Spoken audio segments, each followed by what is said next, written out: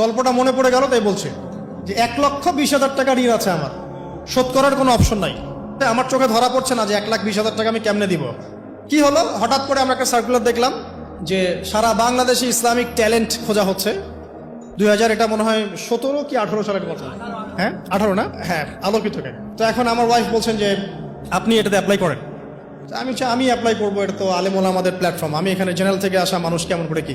তো সে বলছেন আপনি পারবেন ইনশাল্লাহ, আপনি পড়াশোনা করেন ইনশাল্লাহ পারবেন। তো আমি দেখছি আগে প্রাইস কি আছে, কষ্ট তো করবো, আগে দেখি পুরস্কারটা কি। তো পুরস্কারটা দেখছি যে একটা ওমরা করাবে। ওমরা করা তো যে কারোর জন্য একটা স্বপ্নের ব্যাপার না। আর লেখা আছে যে ফার্স্ট প্রাইস 3 লাখ টাকা, second prize 2 lakh, third price হচ্ছে 1 লাখ টাকা। তো সেটা আচ্ছা ঠিক আছে। তারপর টানা 4 কি 5 মাস দৈনিক 10 থেকে 12 ঘন্টা করে পড়েছে।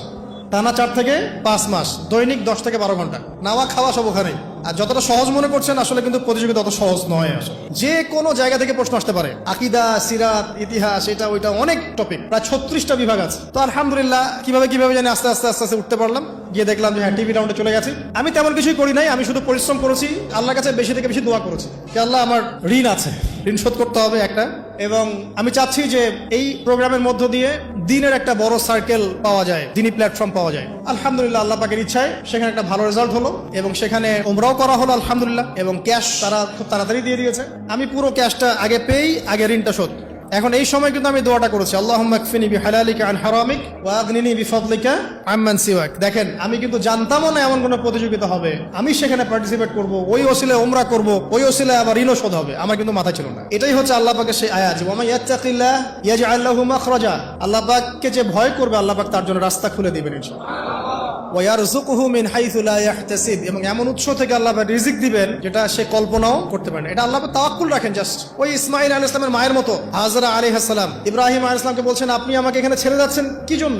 ইব্রাহিম বলছেন আল্লাহর আদেশে। তখন তিনি বলছেন তাহলে আল্লাহ আমাকে ফেলে দিবেন ইনশাআল্লাহ। সেই মায়ের গর্ভ থেকে ইসমাইলের মতো সন্তানের জন্ম হলো, যেই সন্তানকে বাবা বলছে যে আমি তোমাকে জবাই করছি, স্বপ্নে দেখেছি, ফানজুর মাযা তারা, তোমার রায় কি? সে বলছে ইয়া আবাতি ফাআল মা তু'মার, আপনাকে যা আদেশ করা হয়েছে আপনি সেটাই করেন। সাতাজিদুনি ইনশাআল্লাহু মিনাস সাবিরিন, ইনশাআল্লাহ আপনি আমাকে ধৈর্যশীল পাবেন। দেখেন কোন মায়ের গর্ভ থেকে কোন সন্তান। তাকে কি বাবা মানুষ করেছিলেন?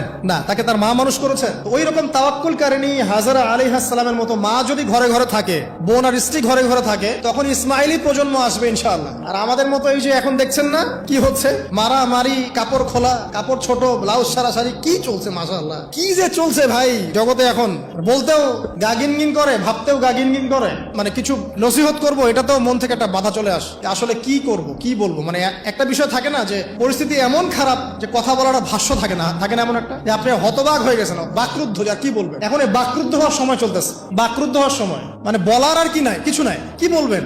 আস্তে আস্তে কাপড় খুলতে এখন বিকিনি পরে ঘুরতে চায়। এন্ড বলে যে কয়দিন পর বিকিনি পরেই ঘুরবে। দেখেন মানে ওরা চায় যে পশ্চিমারা যেমনে চলে অমনেই চলুক সবাই।